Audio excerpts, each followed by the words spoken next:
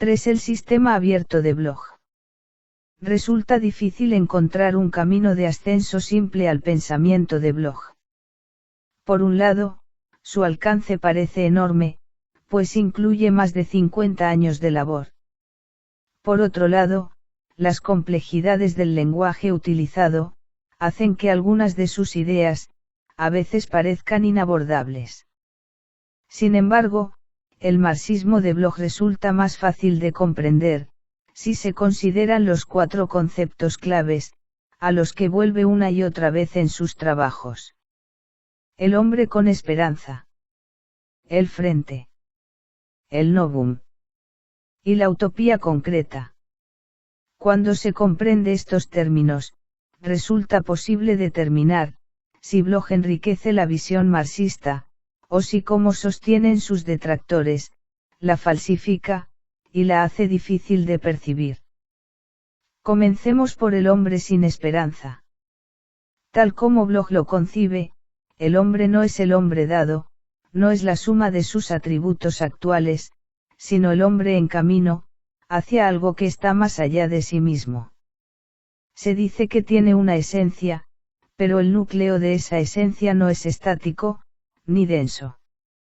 De hecho, ni siquiera se lo ha definido de manera sustancial hasta el momento, porque se trata de una esencia inacabada, que está todavía en vías de realizarse. Aún no se ha captado, ni ubicado al hombre. Antes bien, todavía está abierto, todavía avanza hacia su transformación en lo que potencialmente es. Y la forma que adopta esta apertura, cuando el hombre se convierte en su propio proyecto, es la esperanza. La esperanza de convertirse en lo que aún no es. Esta idea, que el hombre es un ser que está en camino hacia un sí mismo, que lo aguarda en el futuro, y que la naturaleza humana, es inseparable de la necesidad de abrigar esperanzas, impregna toda la obra de Bloch, hasta los más pequeños detalles. La esperanza no es algo que se aprende, algo que se agrega más tarde, sino una necesidad humana básica, e intrínseca, arraigada en la naturaleza humana misma. Bloch es en todo momento, fiel a esta imagen del hombre, y debe a ella, muchas de sus mejores ideas.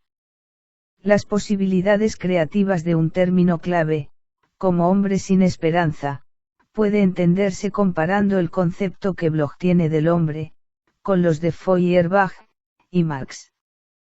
Para Feuerbach, la esencia del hombre, puede vislumbrarse en el hombre de la especie, una noción abstracta y universal de la naturaleza humana, que es por entero, ahistórica. Pero como señala Bloch, la expresión hombre de la especie, lleva a una antropología fija y chata, derivada de una presencia casi no ampliada del hombre. El resultado es una tendencia a hacer absoluto al hombre, que Feuerbach conoció, es decir, el homo burgués, rígido, limitado del siglo pasado. Marx fue más allá de Feuerbach, al definir al hombre dentro de su situación social e histórica concreta. Llegó así a considerar, que la naturaleza humana está modelada por el conjunto de relaciones que se producen y reproducen en la vida cotidiana. Para Marx no hay una esencia humana a priori, sino solo una esencia que se forma socialmente, según la forma en que el mundo afecta al hombre. Pero incluso aquí, no se concibe que los hombres, estén totalmente determinados por su medio social, porque en última instancia, son los hombres mismos, quienes hacen su propio mundo, y así, determinan aquello en que se convierte.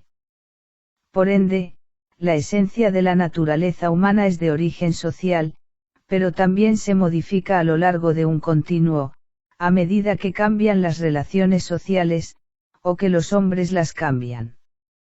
Y en consecuencia, la esencia humana no es algo que se confiere al hombre, sino algo que éste adquiere de manera activa, mediante el compromiso inmediato con el mundo, como un ser creador de objetos, y mediante una praxis social transformadora.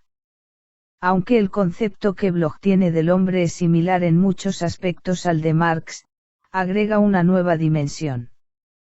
Para Bloch, el hombre es definido, no solo por la red de relaciones existentes, sino también por una orientación inherente hacia el futuro, por lo que quiere ser, tanto como por lo que es. Esto agrega una dirección vertical a la dirección horizontal, que ya Marx había establecido. Desde el punto de vista de este, el hombre es, según la paráfrasis de Lucio Magris, un ser que intrínsecamente contiene, una consciencia crítica de la totalidad social, y la posibilidad de reestructurar esa totalidad. Pero, ¿cómo, y en qué dirección, reestructurará el hombre la totalidad? Sin duda, la respuesta de lo que el hombre desea para sí mismo. Pero, ¿qué es exactamente lo que el hombre desea y espera? Marx no pudo ofrecer una respuesta precisa a la segunda pregunta, porque no se ocupó de la naturaleza humana, al margen de su expresión como práctica social concreta. Pero Bloch alcanza niveles más profundos. Para él, el hombre es una intención que apunta hacia adelante, esto es, el hombre genérico con esperanza. Mediante este concepto, no solo incluye la nación del hombre que se hace en sí mismo en sentido inmediato, como lo hizo Marx, sino también al hombre que se proyecta hacia adelante, hacia lo que desea y anhela ser, más allá de la penosa realidad del presente. En pocas palabras, el hombre, tal como Bloch lo describe, se encuentra en el proceso de convertirse en lo que es.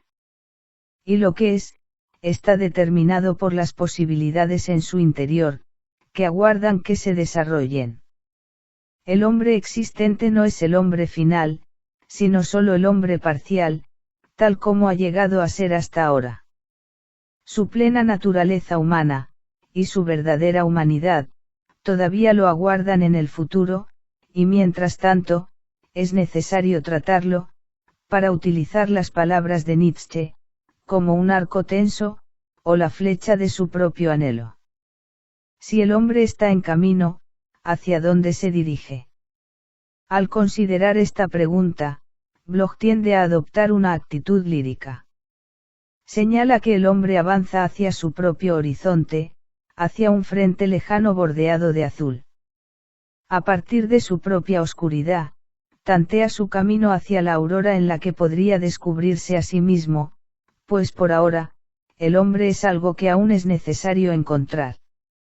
Bloch se refiere a algo muy concreto por medio de estas efusiones poéticas. En la actualidad, el hombre es mera existencia, y no una esencia, ya que su verdadera plenitud esencial, no ha de encontrarse en la inmediatez, sino solo a lo largo de una orilla futura, hacia la que tiende. Se agrega una dimensión temporal y espacial a la futura esencia del hombre, que la impulsan hacia el futuro y la lejanía. Pero para Bloch esto es importante, porque permite una fórmula de transacción con cualquier realidad dada, incluso con una realidad comunista, ya que el hombre, no solo es incompleto en el aquí y ahora, sino que también lo es, el mundo con el cual puede llegar a esa fórmula de transacción. El único ser posible por el momento es lo que Bloch llama el ser anterior a sí mismo. Solo en el horizonte lejano resulta posible, el ser absoluto, la esencia completa del hombre. Así el hombre está en camino hacia su esencia. Pero ¿cómo sabe cuál es su esencia?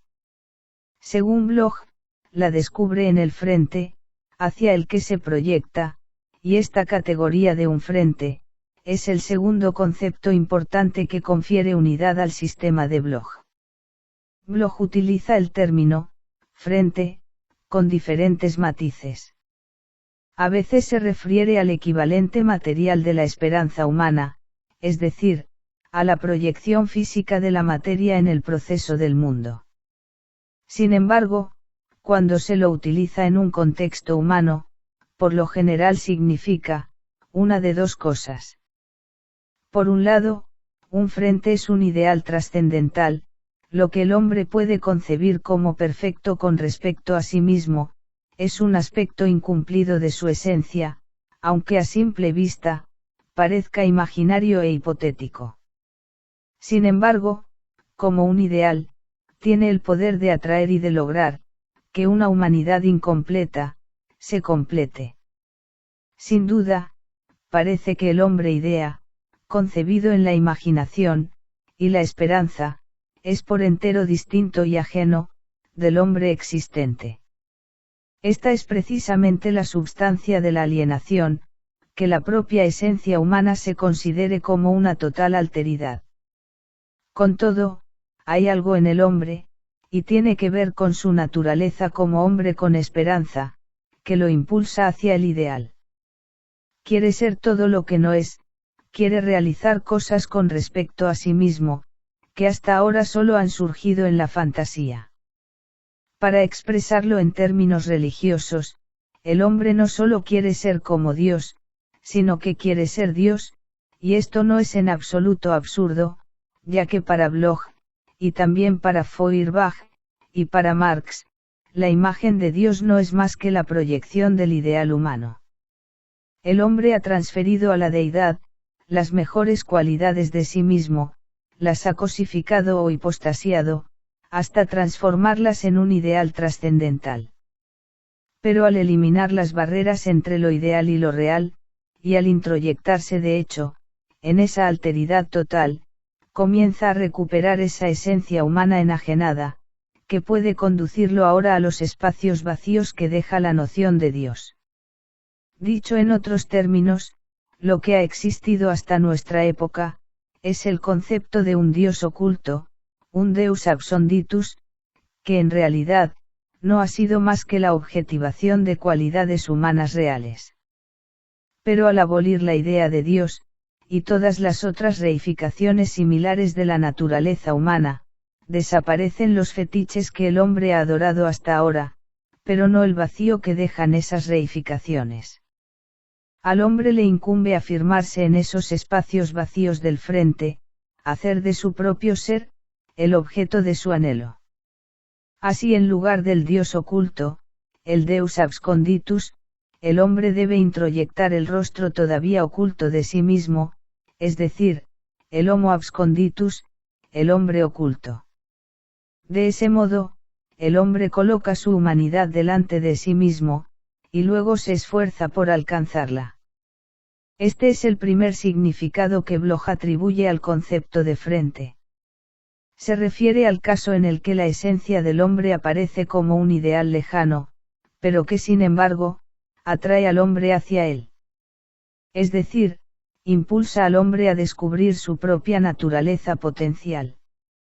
El segundo significado que Bloch atribuye al frente, es interno o interior.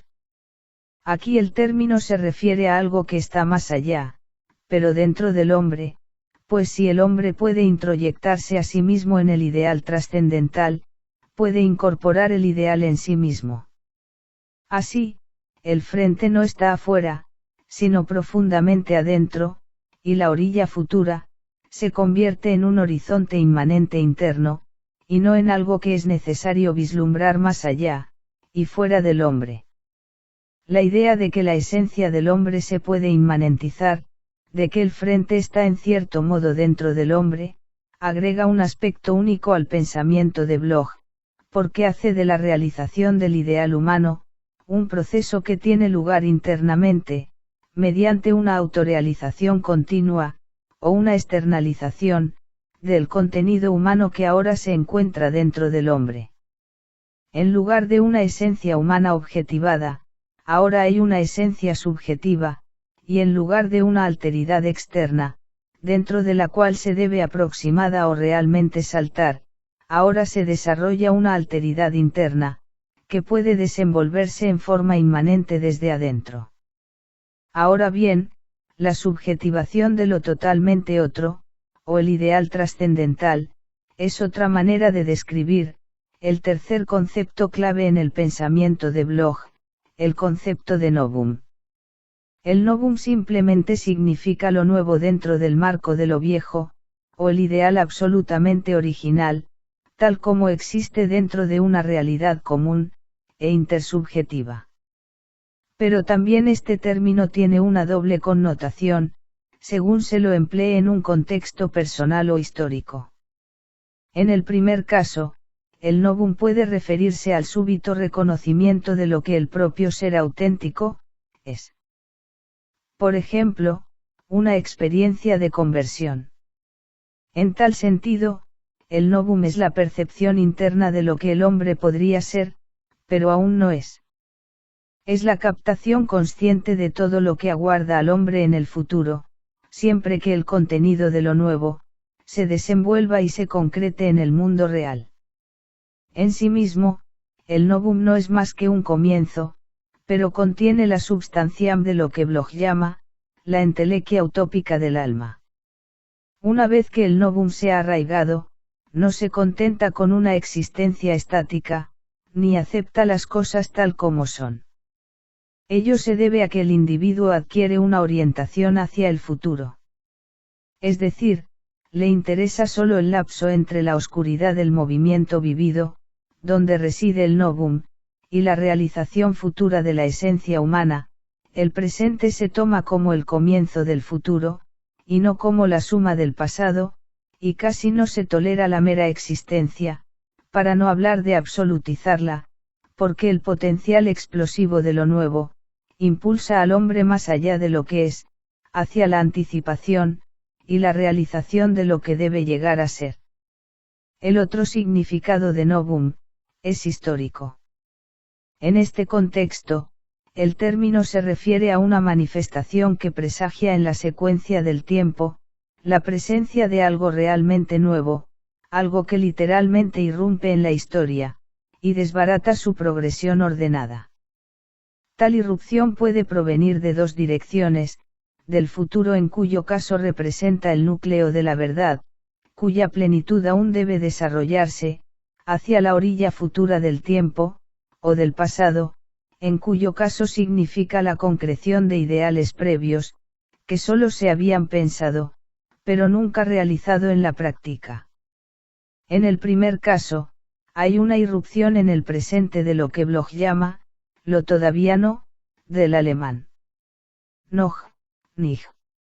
En el segundo, la irrupción no proviene del futuro, sino del pasado incompleto, de lo que Bloch llama, lo todavía no devenido. La percepción de lo todavía no, se produce por medio de la imaginación, de la maravilla y la fantasía utópica, mientras que la recuperación de lo todavía no devenido, depende de la memoria histórica y de la voluntad de realizar, lo que hasta entonces, solo se soñó. La categoría novum, es muy radical, no solo porque hace imposible la adaptación al status quo, sino también, porque provoca una seria disociación en el flujo habitual de las cosas, un verdadero abismo, y un nuevo comienzo donde antes nada existía. El novum desquicia. Interrumpe el continuo histórico, que tiende a perpetuar las viejas formas, e introduce algo completamente nuevo. Tal es en esencia, el significado de un rompimiento revolucionario con el pasado. Así como la idea de que Dios entre en la historia adoptando la forma de Cristo, es por entero revolucionaria y disruptiva, ya que lo que era intemporal, entra de hecho, en el tiempo, y lo transforma. Del mismo modo, un novum como el proletariado, o la Revolución Rusa, es el nuevo comienzo que acaba con el antiguo orden de la sociedad.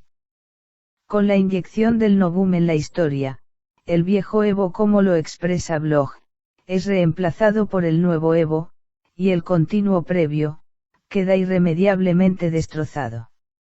Esto no significa que el novum se convierta, en un fin en sí mismo, o que sea completo por el solo hecho de haber surgido a la existencia. Por el contrario, la aparición de novum, no es más que el comienzo del proceso revolucionario mismo, ya que la tarea central consiste en desarrollar y concretar, lo que al comienzo aparece solo como la semilla de la posibilidad. El potencial dentro del proletariado y la Revolución Rusa, por ejemplo, debe ser desarrollado y realizado. En sí mismo, no son más que el comienzo de un futuro promisorio, y no un fin absoluto, como a menudo se cree erróneamente. Hay un concepto final en el pensamiento de Bloch, que en muchos sentidos, constituye la culminación de los tres mencionados. Se trata del concepto de utopía concreta. La utopía concreta se refiere a un estado futuro, al que el hombre llega como la esencia que ahora lo elude. Designa un estado de ser en el que el hombre ya no es mera apariencia, sino más bien, algo esencial y vivo, porque ha llegado a conocer su propia naturaleza humana.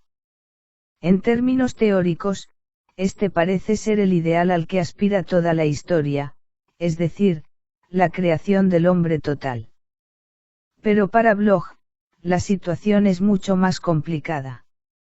En su opinión, el hombre no puede realizar su esencia en un vacío.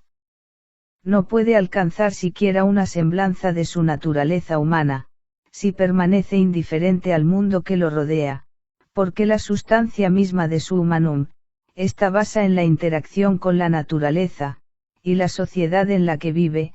Por lo tanto, en sus esfuerzos por realizar su esencia, el hombre debe traer consigo al mundo. Debe ayudar a la naturaleza y a la sociedad a perfeccionarse, a alcanzar la plenitud de su propio potencial, de modo que pueda sentirse como en su casa en el mundo, y eventualmente vivir en una naturaleza humanizada, y una sociedad naturalizada. Esta ha sido la meta de todos los sueños utópicos del pasado, no solo lograr la autorrealización humana, sino transformar el mundo mismo, y convertirlo en un lugar adecuado para el hombre total. No basta con que el hombre aspire a alcanzar su esencia, en un nivel personal e interno, sino que debe transformar su mundo al mismo tiempo, pues su meta final, no es tan solo el humanum, el contenido plenamente humano, sino como dice Bloch, el renum humanum, el reino del hombre sobre la tierra. Detenerse en la autorrealización significa dejar intacto el mundo actual. Pero la completitud de la naturaleza humana, resulta imposible en un medio inhumano, o antihumano, y por tanto, es necesario redimirlo todo, al mismo tiempo que al hombre, de modo que se pueda construir aquí, una verdadera patria, una patria que elimine la necesidad de las ilusiones trascendentes. Así para Bloch, no solo el hombre se encuentra en un estado de posibilidad explosiva, sino también todo el mundo externo circundante. Esto no implica que el mundo se encuentre en un mero estado de flujo, sino que sufre el proceso de convertirse en el mismo, de alcanzar su propia estructura y su forma adecuada. No solo la naturaleza y el mundo sociohistórico palpitan con tendencia y latencias, que pueden realizarse, sino que incluso, la materia misma evoluciona. De hecho, todos los aspectos de la existencia contienen la anticipación de su propio devenir, y su realización inminente, pero no pueden convertirse en lo que podría ser, sin la ayuda del hombre. El hombre, el sujeto abierto, enfrenta al mundo, su objeto abierto. Interactúa con el mundo, y lo ayuda a desarrollarse, tal como el mundo lo ayuda a él, a emerger en su calidad humana. La meta de este intercambio es la correspondencia entre el hombre con esperanza y el mundo en evolución, entre el contenido subjetivo de la esperanza y las posibilidades objetivas de la naturaleza, y la sociedad. En el futuro, estas dos tendencias pueden converger, y entonces, el hombre que deviene, es congruente con el mundo que surge a la existencia. Cuando ello sucede, el sueño y la tendencia de la materia, coinciden, y se logra una identidad, se alcanza la tan esperada unidad entre sujeto y objeto, y esta es la sustancia de la utopía concreta, el estado de sentirse como en casa en el mundo. O como lo expresó Bloch con mayor vuelo imaginativo, este es el estado por el cual, el mundo se convierte en el correlato de la fantasía del hombre. En pocas palabras, el sistema abierto de Bloch, está construido sobre lo que llamó, la ontología del todavía no ser. El tema de su estudio es todo lo que surge a la existencia, todo lo que está lleno de anticipación en el umbral de su propio futuro. El núcleo de este devenir es la esperanza, la expectativa, la proyección, y sin embargo, no solo el hombre espera en esta forma, sino también el mundo mismo, un mundo que se encuentra en un estado de continua fermentación, en su esfuerzo por adquirir con la ayuda humana, su forma aún no descubierta. Según dice Bloch, tanto en el hombre como en el mundo, lo esencial todavía está pendiente, aguardando con el temor de frustrarse, con la esperanza de triunfar. Así la inquietud del hombre, y la inquietud de la materia, están, en realidad, arraigadas en la diferencia óntica entre la existencia y la esencia, el presente y el futuro.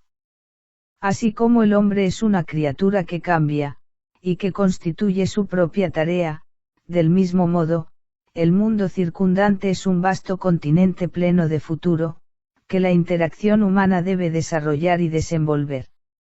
Cabe esperar que el resultado final sea, la fusión del hombre y la naturaleza, lo que Bloch llama, la utopía concreta, o también el futuro escatón. En ese momento, se alcanza un lugar de identidad, en el que el hombre se vuelve uno solo en su esencia, consigo mismo, con sus semejantes, y con la naturaleza.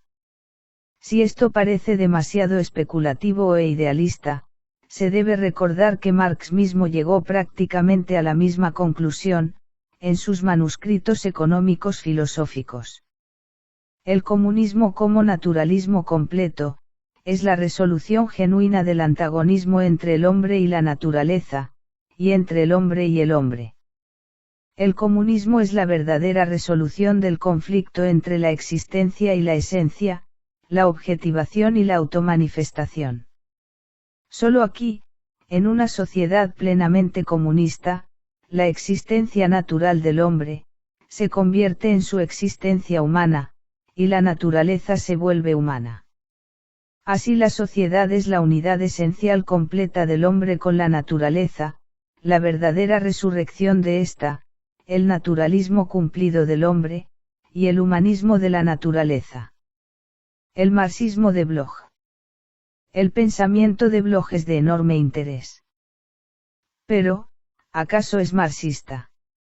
Las opiniones varían al respecto.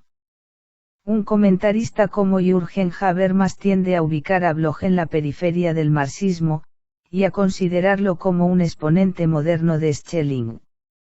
Teólogos como Jürgen Moltmann y Wolfhard Pannenberg, por otro lado, se inclinan a identificar a Bloch, con la tradición religiosa radical y herética del mesianismo, y la esperanza del mileranismo.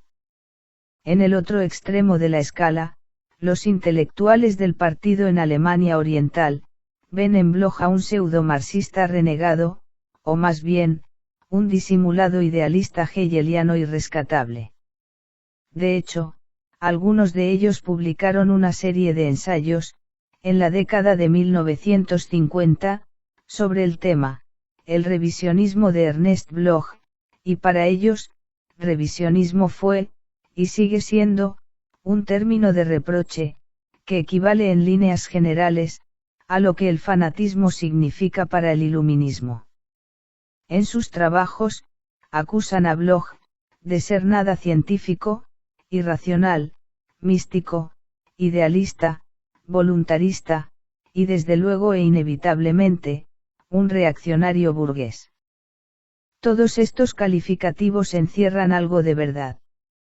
Por ejemplo, Bloch mismo, no negaría que es voluntarista, pues para él, la historia puede seguir cualquiera de los dos caminos. Hacia la utopía concreta y de regreso a lo que Bloch llama, la nada. No hay un determinismo absoluto, pues del hombre depende construir su futuro o perderlo. Pero Bloch afirma que este criterio no es marxista, y que Marx mismo, es un voluntarista, que consideraba que el futuro estaba abierto, pero no era inevitable. Más aún, Bloch no rechaza el término revisionismo, porque para él, la renovación y la actualización continuas de Marx, son partes necesarias e integrales de la herencia marxista misma. Así como Marx no utilizó la obra de Hegel sin modificarla, sino que solo se sirvió del núcleo racional, al tiempo que desechó la cáscara metafísica, del mismo modo, los verdaderos marxistas, deberían conservar la esencia de Marx, y desprenderse de todo lo que se convierte en obstáculo con el correr del tiempo. Bloch considera que lo que ha preservado, es el impulso original del Marx, lo que Bloch llama, disposición rebelde, y la intención revolucionaria del creador. En términos específicos, Bloch reafirma la idea de Marx acerca de la necesidad de la transformación revolucionaria, en lugar de una reforma parcial. Por otra parte, destaca la teología radical en la esencia del pensamiento de Marx, algo que en general, se pasó por alto en las décadas posteriores a la muerte de Marx, y propugna un retorno al espíritu inicial de Marx, que describe como una fusión creativa de seriedad y entusiasmo. Por último, Bloch conserva, y en cierto sentido, profundiza el acento que Marx pone en la totalidad, y la metodología dialéctica, que como señaló Lucas, constituye la esencia misma del enfoque marxista. Bloch conserva todo esto, y permanece fiel a este aspecto del Marx original. Pero con la intención manifiesta de ampliar el contenido del marxismo, agrega elaboraciones propias, y son estas las que provocaron las críticas más severas de sus colegas ortodoxos. Por ejemplo, Bloch agrega a la necesidad material, como fuerza básica que impulsa a la revolución, la necesidad espiritual, lo que él llama, hombre espiritual, más que física. Quiere decir con esto que hay otra manera, además de la opresión material, por la que se logra tomar conciencia revolucionaria, y esa manera es la experiencia del empobrecimiento, o vacío interno. La sensación de angustia, la falta de completud, de vacío espiritual, y pérdida de significado, representan una forma interna de alienación, que se descubre en las profundidades de autoencuentro. Si esta experiencia de carecía, o insatisfacción se entiende, no como un problema personal, sino como un problema social, es decir, íntimamente ligado con las definiciones y concepciones existentes, acerca de lo que el hombre es, o debe ser, puede convertirse entonces, en la fuente de una genuina conciencia revolucionaria. En otras palabras, la experiencia de insuficiencia, necesariamente contradice todo aquello en los fenómenos objetivos que no la satisface. En consecuencia, cuando se capta de manera adecuada, la enfermedad espiritual constituye un verdadero campo de descontento radical. Del mismo modo, la realización del individuo, la superación de la propia pobreza de espíritu, y la fragmentación psíquica, es un proyecto radical, porque solo se la puede lograr de manera eficaz en el nivel social, mediante la abolición de la falsa conciencia, y el orden existente que aquella legitima. En síntesis, Bloch sugiere que la crisis del sujeto, también constituye un locus de posibilidades revolucionarias, que se pasa por alto. Además de los cansados y abrumados, los que sufren la opresión física, el proletariado tradicional, están también los insultados y los injuriados, los que sienten su opresión en las profundidades del sí mismo, en la experiencia de ser internamente invadidos, y estar espiritualmente agotados. Para ambos tipos de hombres alienados, hay una esclavitud común de enajenación, y deshumanización, y para ambos, la energía elemental de su descontento, es precisamente, la esperanza, la voluntad de convertirse en todo lo que no son, la voluntad de llenar el vacío interior.